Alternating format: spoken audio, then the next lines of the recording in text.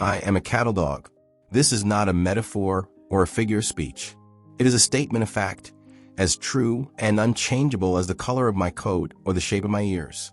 I am a red heeler, what the people call an Australian cattle dog, and I was bred, born, and raised for one singular purpose: to move cattle. Everything about me is designed for this work. My compact, muscular body built for stamina and quick direction changes. My intense focus that can lock onto a single cow in a herd of hundreds. My intelligence that allows me to anticipate what the cattle will do before they do it. My bite, low and precise on the heel, enough to move a stubborn steer without injuring it.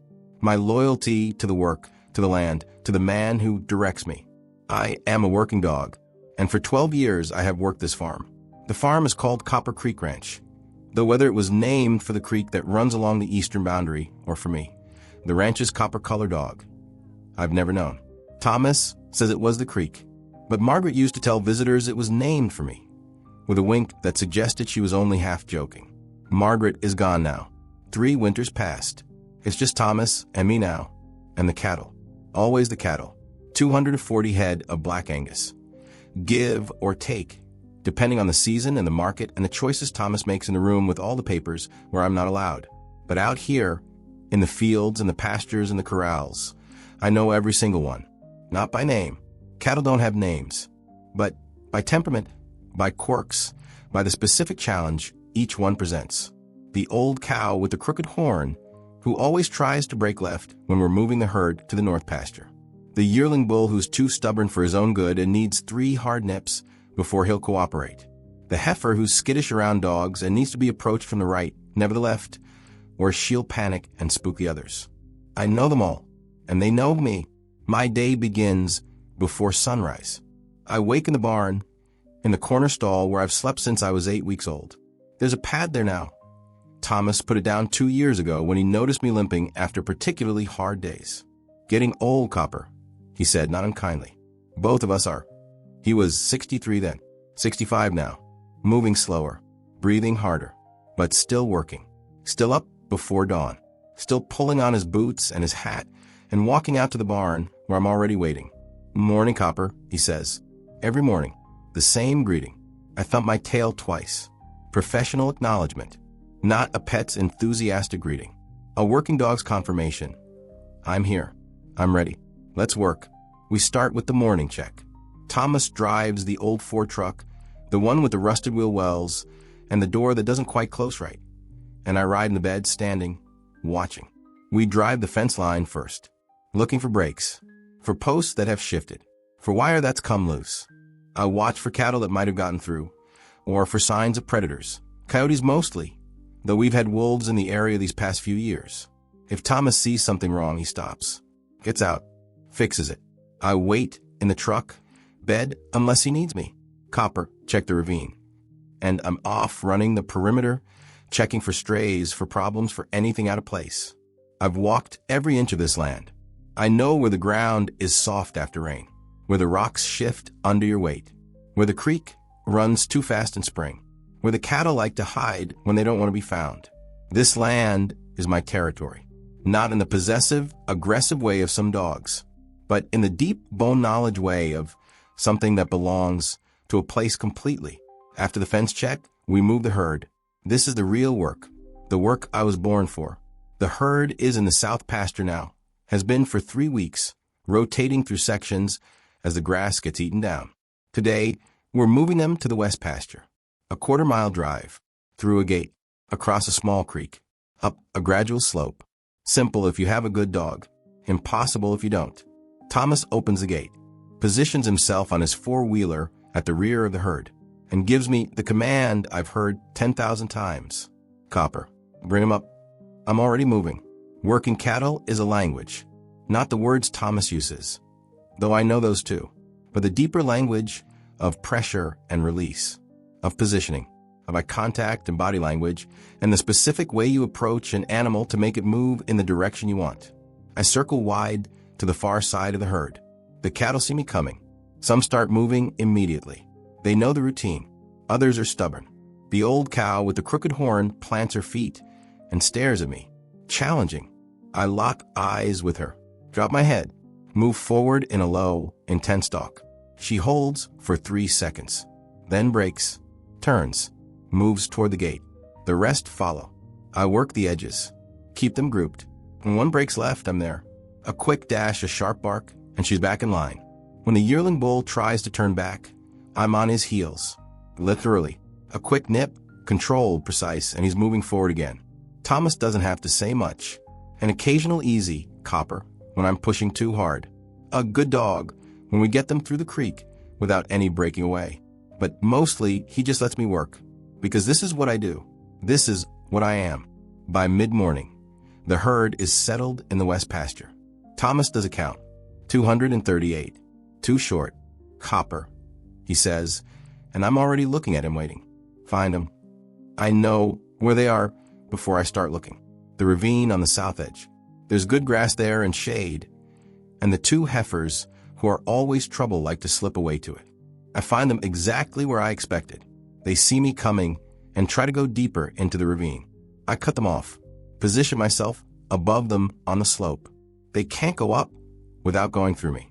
They can't go deeper. The ravine dead ends in a rock face. They're trapped. They know it. I wait, patient. Finally, the larger one turns and starts climbing back up. The other follows. I stay behind them. Pressure from the rear. Keep moving. Don't stop. Don't think about it. Just move. We emerge from the ravine and I drive them across the open ground to where the rest of the herd is grazing. Thomas is waiting on his four-wheeler. Good dog, he says. 2 words. But they mean everything. They mean I did my job. They mean the work is right. They mean I am exactly what I'm supposed to be. The afternoon is quieter. Thomas does maintenance. Fixes a section of fence. Refills a water trough. Checks the hay supply in the barn. I follow. Not because I need to, but because that's what I do. Where Thomas goes, I go. Not out of neediness. Out of purpose. He's the rancher. I'm the cattle dog. We're a unit. Sometimes he talks while he works. About the cattle mostly. That bull's looking good. Might keep him for breeding. Need to call the vet about that heifer's limp. Grass is thin this year. Might need to supplement feed earlier than usual. I don't understand all the words, but I understand the tone, the weight of decisions, the constant calculation of resources and needs and what's sustainable. Ranching is not romantic. It's math and biology and weather and market prices and 1,000 variables you can't control. All you can control is the work. And Thomas works every day. Even when his back hurts, I can see it in the way he moves. Even when he's tired, I can hear it in his breathing. Even when the money's tight and the weather's bad and everything seems stacked against him.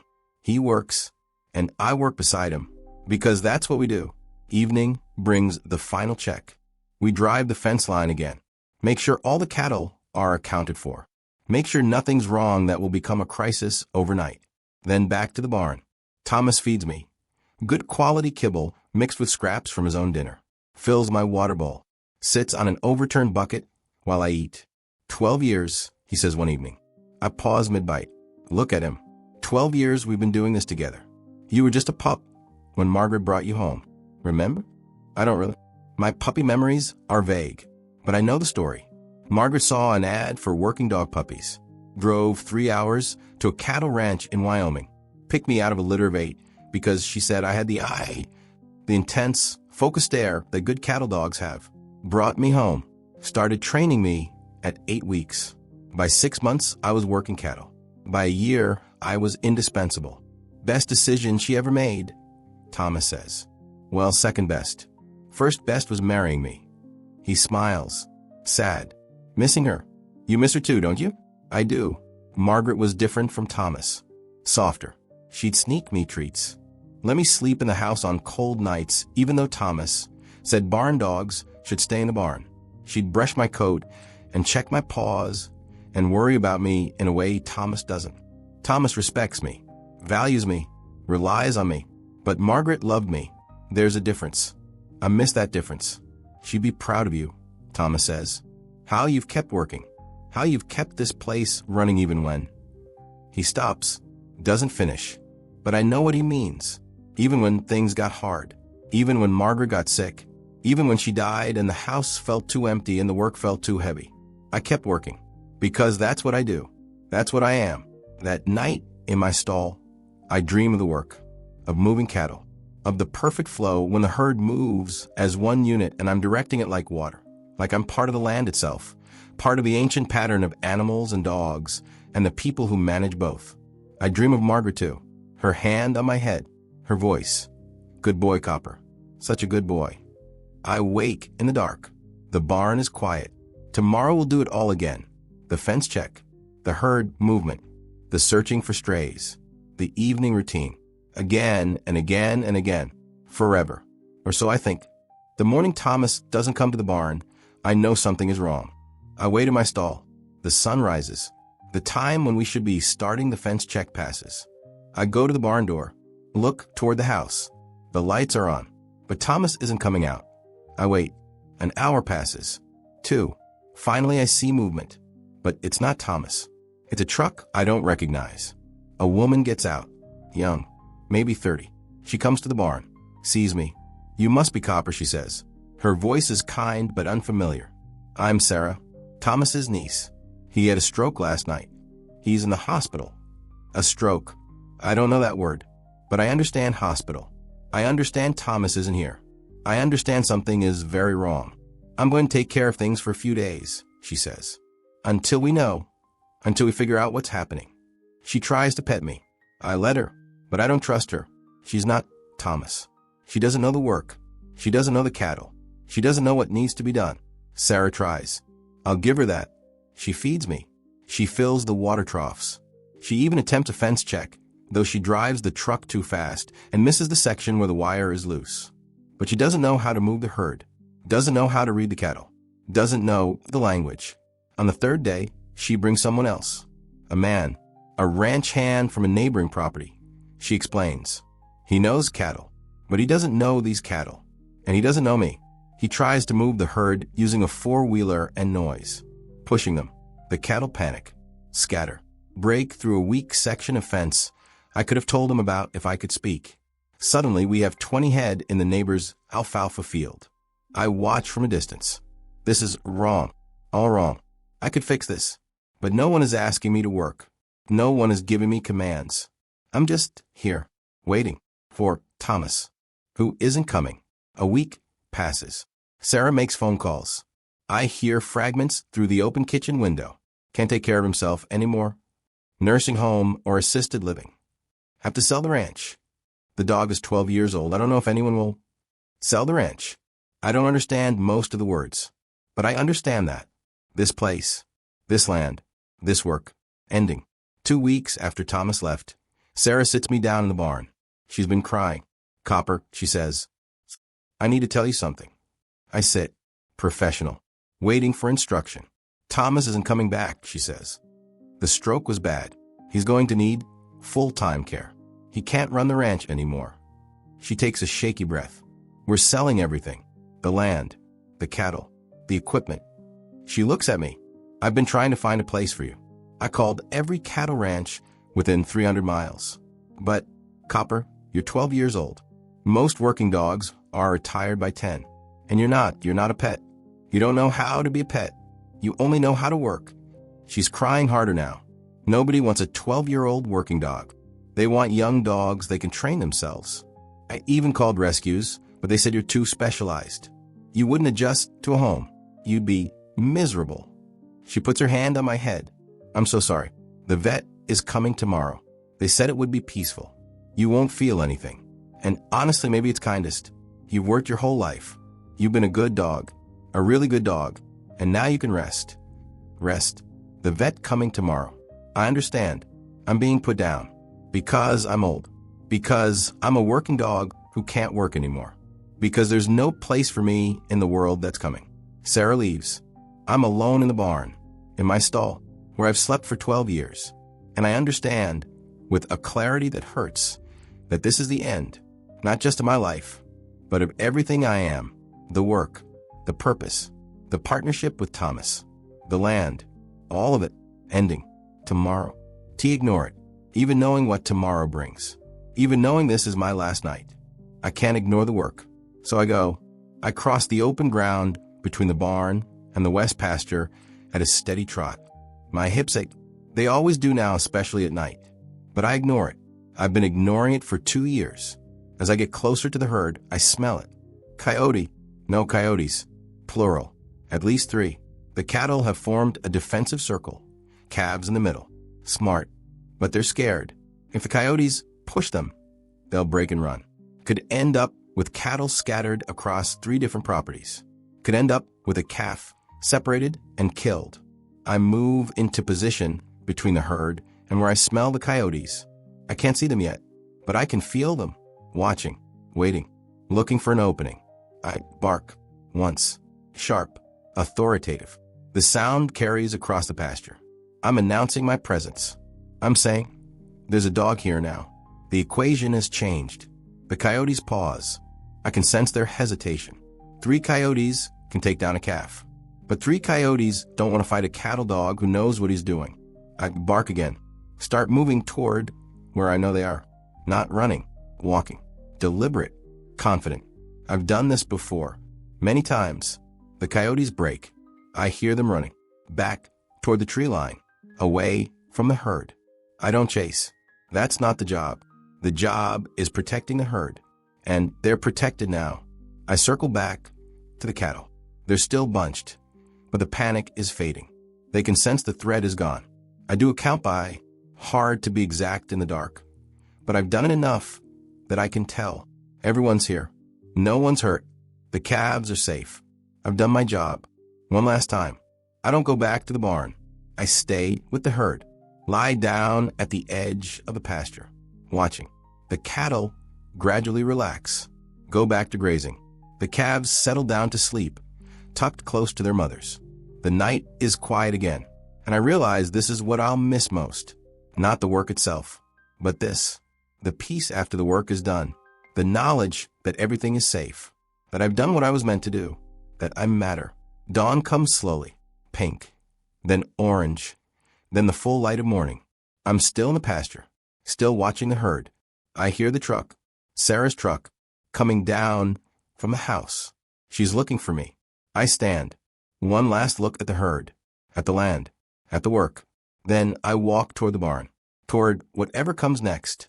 Sarah is in the barn when I get there. She's crying. There you are, she says. I thought you'd run off. I thought. She stops, takes a breath. The vet will be here in an hour, she says. I wanted to give you a good morning. One last good morning. She's brought bacon. Real bacon, crispy and still warm. Margaret's Sunday morning bacon. I eat it, not because I'm particularly hungry, but because she's trying, and I appreciate the effort. She sits with me while I eat. I wish there was another way, she says. I wish I could keep you, but I live in an apartment in Denver. I work 60 hours a week. You'd hate it there. You'd be so miserable. She's right. I would be. I'm not a city dog. I'm not a pet dog. I'm a working dog. And without work, what am I? I'm sorry, she says again. I'm so sorry, Copper.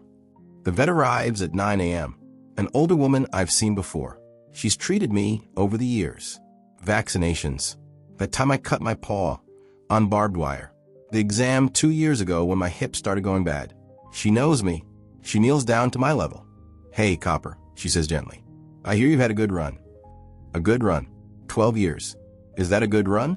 It doesn't feel long enough, but maybe nothing ever does. We're going to do this outside, she says to Sarah. In the pasture. He should be able to see the land, the cattle. Sarah nods. We walk out, the 3 of us, to the west pasture where the herd is. The cattle see us coming. They recognize me, even at a distance. Some of them move closer, curious. The vet sets up on a small rise. She has me lie down, just like sleeping, she says. You'll just go to sleep, Copper. It won't hurt. Sarah is sobbing now. Thank you, she says to me, for everything, for taking care of this place, for taking care of Thomas and Margaret, for being exactly what you were supposed to be. The vet prepares the injection. I look at the herd, at the land, at the sky. This is a good place to die. If I have to die, this is the right place. The vet finds the vein in my front leg. Okay, Copper, she says softly. Let's let you rest. The needle goes in. I feel the cold liquid enter my bloodstream. And then, a truck, coming fast down the ranch road. The vet pauses, looks up. The truck pulls to a stop. A man gets out, older, maybe 70, weathered face, wearing a ranch coat and boots. He walks toward us. You about to put down that dog? He asks. The vet withdraws the needle. Yes, Sarah says, standing. Who are you? Name's Jim Hartley. The man says, I run the Triple H Ranch about 40 miles north of here. I heard about Thomas. Heard the ranch was being sold. Heard there was a cattle dog nobody wanted. He looks at me. That him? Yes, Sarah says. But we were just... How old is he? 12. He still work? Sarah hesitates. I don't know. I'm not a rancher. I don't know how to work with him. Mind if I try something? Jim asks. Sarah looks at the vet. The vet shrugs. Can't hurt to wait a few minutes. Jim walks past us, into the pasture, toward the herd. He stops about 30 feet from them, turns back to me. Copper, he says. His voice has the tone, the rancher tone, the working tone. Bring him up, bring him up. The command, the work. I stand. Look at Sarah. She's not my person. She can't give me permission. But Thomas isn't here, and this man is asking me to work. I look at the vet. She nods slightly. Go ahead, boy. I go. My body hurts. My hips are stiff from lying on the cold ground. But the work is familiar. Muscle memory takes over. I circle wide. The herd sees me. They know this pattern. I approach from the side, put pressure on the outer edge. The cattle start to move, slowly at first. Then, as a group, toward Jim.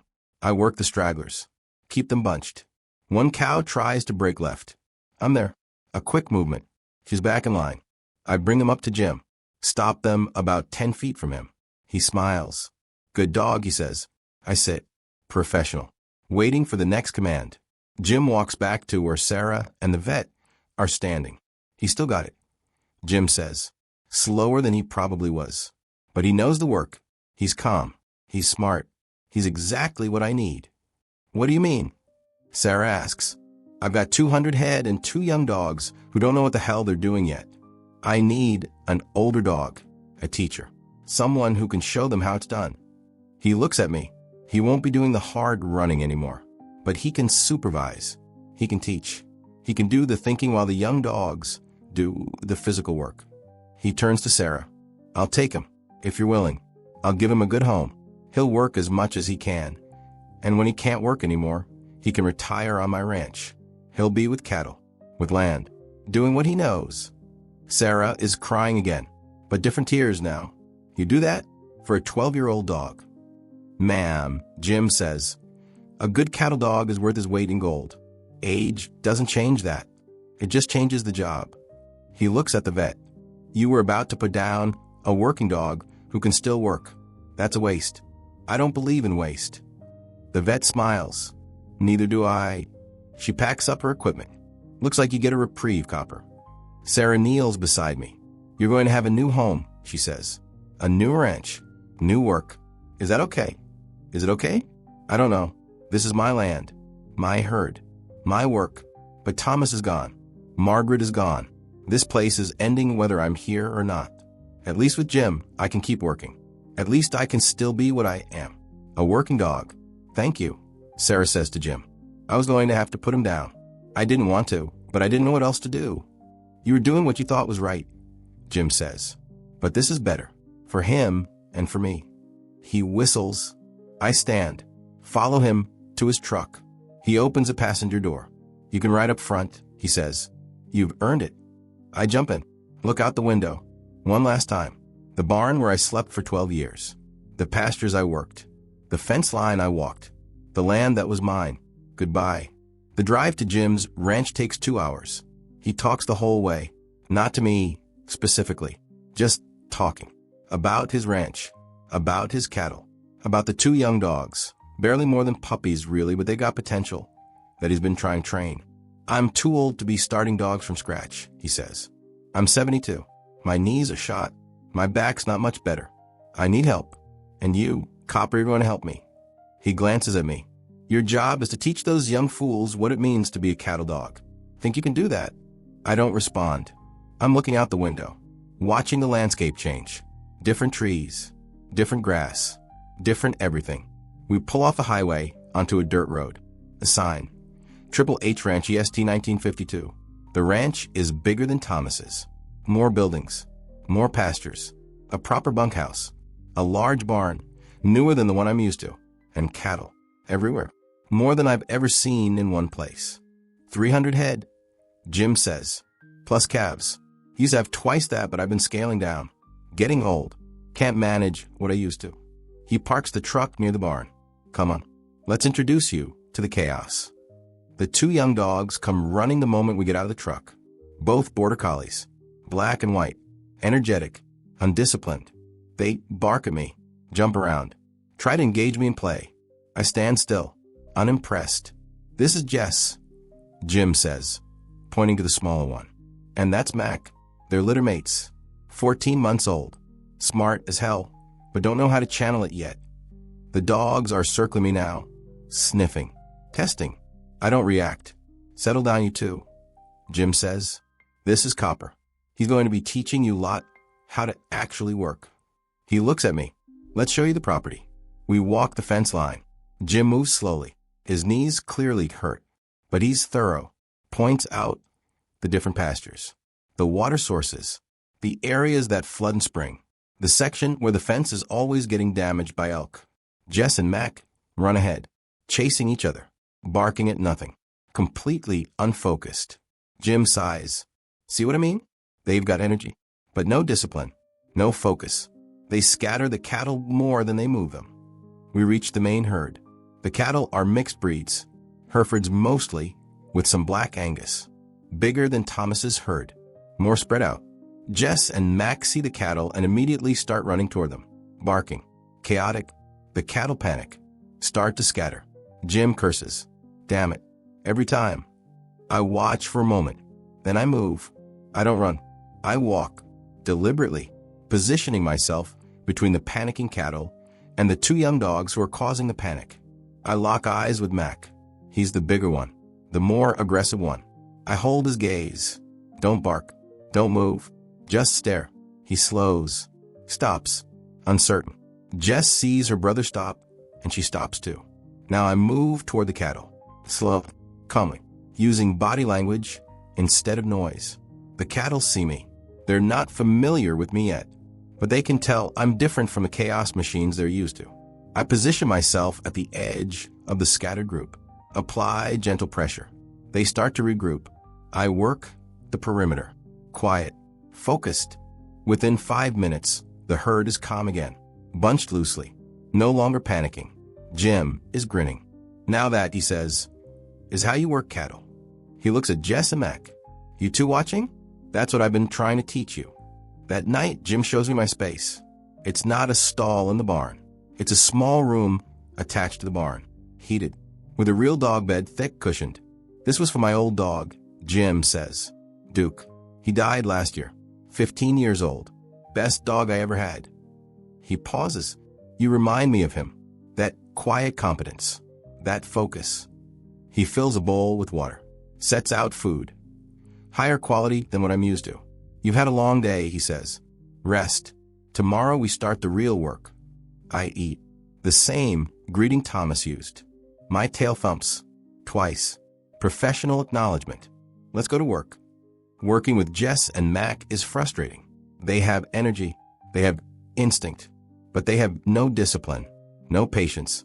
They want to run and bark and chase. They don't understand pressure and release. They don't understand reading the cattle. They don't understand waiting for the right moment. Jim tries to explain it to them. Watch, Copper, he keeps saying. See how he positions himself? See how he doesn't bark unless he has to. But the young dogs don't watch. They just do what they've always done. React. Run. Chaos. After an hour of trying to move a small group of cattle from one pasture to another, a job that should take 15 minutes, Jim is exhausted and frustrated. Take a break, he tells the young dogs. They run off to play. He looks at me. Can you do it? Just you? I can. I do. 12 minutes. Quiet. Efficient. The cattle where they need to be. No panic. No scattered stragglers. Just work. Jim shakes his head. You make it look easy. It's not easy. It's just practiced. 12 years of practice.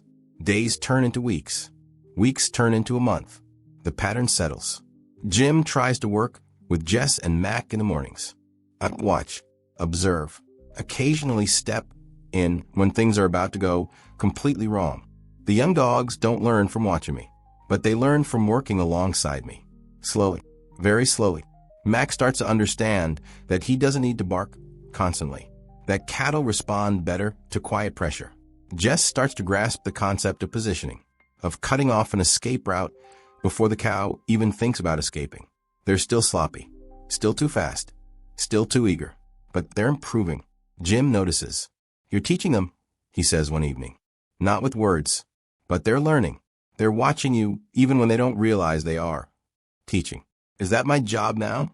Not doing the work, but teaching others to do it? It feels strange, but also right. I can't run like I used to. My hips hurt too much for the long pursuits. My stamina isn't what it was, but my mind is sharp. My judgment is sound, and I can pass that on. Winter comes. Snow falls heavy in the mountains. The work changes. More time in the barn, feeding cattle hay instead of letting them graze, checking for cold-stressed animals, breaking ice on water troughs. Jim's knees get worse in the cold. Some mornings he can barely walk. On those mornings, it's just me and the young dogs.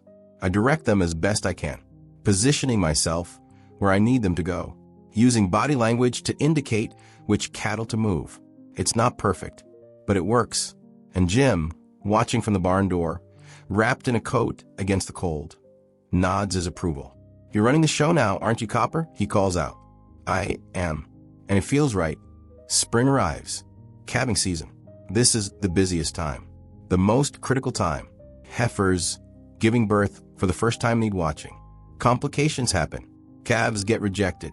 Predators come closer, drawn by the vulnerable newborns. Jim is up at all hours. I'm with him. We do a night check together, walking the pasture where the pregnant cows are, looking for signs of labor, for problems. We find a heifer in distress. She's been in labor too long. Something's wrong. Jim calls the vet. While we wait, I stay with the heifer. Keep her calm. Keep the other cattle from crowding her.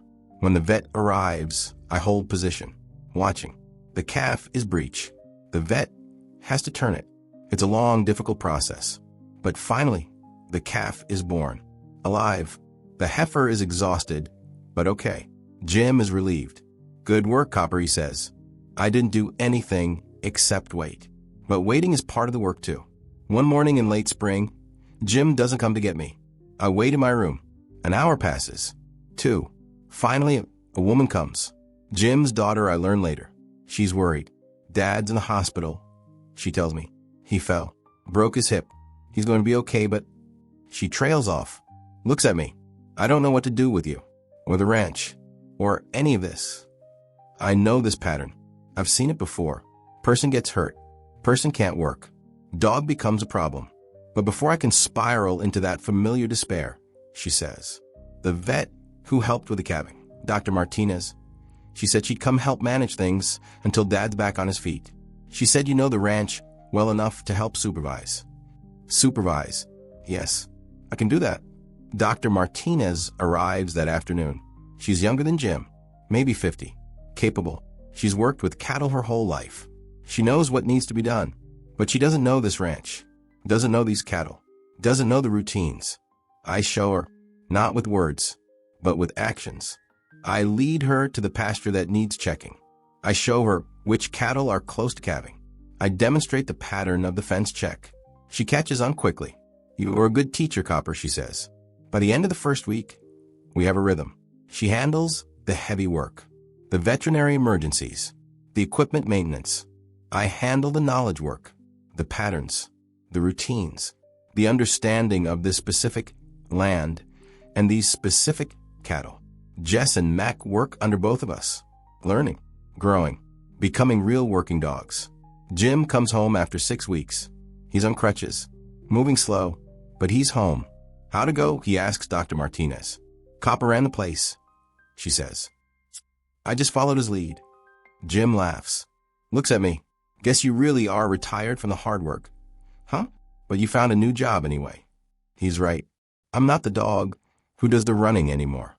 I'm the dog who knows, who teaches, who supervises. It's different from what I did for Thomas. But it's still work. It's still purpose. It's still me being exactly what I'm supposed to be. Just evolved. 2 more years pass. I'm 14 now. Ancient for a working dog. My muzzle is completely white. My hips are bad enough that some mornings I can barely stand. My eyes are clouding with cataracts. But I still work. Not the physical work. I can't do that anymore. But the mental work, the teaching, the supervising. Jess and Mac are 3.5 now. They're excellent working dogs. Maybe even better than I was at their age. They have my patience now, my focus, my understanding of cattle psychology. But they still have their youth, their speed, their stamina. They're the perfect combination of what I taught them and what they brought naturally. Jim is 74, moving slower every year. He's training his grandson now, a kid named Sam, 16 years old, learning the ranch, learning the work. Sam is good with the dogs, patient, respectful. He reminds me of Thomas. One evening, after a long day of moving cattle to new pasture, Sam sits with me in the barn. "Copper," he says, "Grandpa says you're the best dog he's ever worked with. He says you saved this ranch." "Saved it? I don't know about that. I just did my job." He says, "When you came here, you were supposed to be put down, but you had too much work left in you." Sam scratches behind my ears. "I'm glad you didn't get put down. I'm glad you came here. You taught Jess and Mac everything. And watching you taught me a lot too." He's quiet for a moment. "I'm going to run this ranch someday, when Grandpa retires. And when I do, I'm going to get a cattle dog and train it the way you trained Jess and Mac. With patience, with respect, with understanding that the dog is a partner, not a tool." He looks at me. "Thank you, Copper, for everything." The end comes quietly. One morning in early fall. I can't get up. My back legs won't support me. I try multiple times, but my body has finally given out. Jim finds me. He doesn't panic, doesn't make a fuss, just sits down beside me. "Is it time, boy?" he asks gently. "I think it is. I've fought this moment for years. Pushed through pain, pushed through aging, pushed through everything, because I couldn't imagine not working. But I'm ready now. I've done the work. I've taught the young dogs. I've seen Sam learning to be a rancher. The work will continue without me. That's what matters. Not that I personally do the work forever, but that the work continues, that the knowledge passes on, that the partnership between dogs and ranchers and cattle and land continues. I've done my part." Jim makes a phone call. Dr. Martinez comes. She's the vet here now, settled in the area, married to a neighboring rancher. She kneels beside me. "Hey, old friend," she says. "I hear you're ready to rest." "I am. We want to do this outside," she says. "In the pasture. You should see the land one more time." Jim and Sam carry me on a blanket. Gently, carefully. They set me down on the rise, overlooking the main pasture. The cattle are there, grazing, peaceful. Jess and Mac come over. They know something is happening. They lie down on either side of me. Close, protective, teaching moment reversed. Now they're taking care of me. The sky is huge and blue. The grass smells like fall, like the earth preparing to rest for winter. I can see for miles from here. All of it ranch land. All of it part of the work. Part of the partnership. Part of the ancient agreement between humans and animals and the land that sustains them all. Dr. Martinez prepares the injection. "You've had a good life, Copper," she says. "Longer than most working dogs get. You worked hard. You taught well. You mattered." Jim's hand is on my head. "Thank you, boy," he says, voice thick. "For everything. For teaching the young ones. For keeping this place running when I couldn't. For being exactly what we needed, exactly when we needed it." Sam is crying quietly. "Goodbye, Copper," he whispers. Dr. Martinez finds a vein. "Okay, Copper," she says softly. "Time to rest." The needle goes in. I feel the warmth spreading through me. The pain in my hips fades. The fog in my eyes clears. And I see Margaret. She's young again, standing in a pasture that looks like Thomas's ranch, but somehow more vivid, more real, more right. "There you are," she says, smiling. "I've been waiting for you." Thomas is there too. He's young as well, strong. He whistles, the sound I've heard 10,000 times. Come on, Copper, he says. Got work to do. Work. There's work here too. Different work. Eternal work. But work nonetheless. I'm young again too, I realize. My hips don't hurt. My eyes are clear. My body is strong. I run to them. The way I ran when I was young, and the world was all possibility and the work stretched out forever in front of me. Margaret kneels and hugs me. Good boy, she says. Such a good boy. Thomas scratches behind my ears. Ready to work, Copper? I am. I always am. We walk into the pasture together, into the endless work, into the forever partnership, into the place where working dogs go when their bodies give out but their spirit never will. Back in the world, I'm leaving. Jim stands. His hand lifts from my head. He's gone. Dr. Martinez says gently. Jess whines. Mac presses closer to my body. He was the best, Sam says. Jim nods. He was, and he'll be, remembered. Every time we work cattle. Every time these dogs do what he taught them. Every time someone runs this ranch the way it should be run. He looks at the pasture, at the cattle, at the land. That's the legacy of a good working dog. Not a gravestone, not a memorial, but knowledge passed on, work continuing, the partnership enduring. He turns to Sam. When you run this place, you make sure his lesson lives on. You treat your dogs with respect. You understand they're not tools. They're partners. They're teachers. They're part of the work itself. I will, Grandpa, Sam says. I promise. They bury me on the rise, overlooking the pasture, a simple marker. Copper Working Dog 2012 to 2026. He taught them all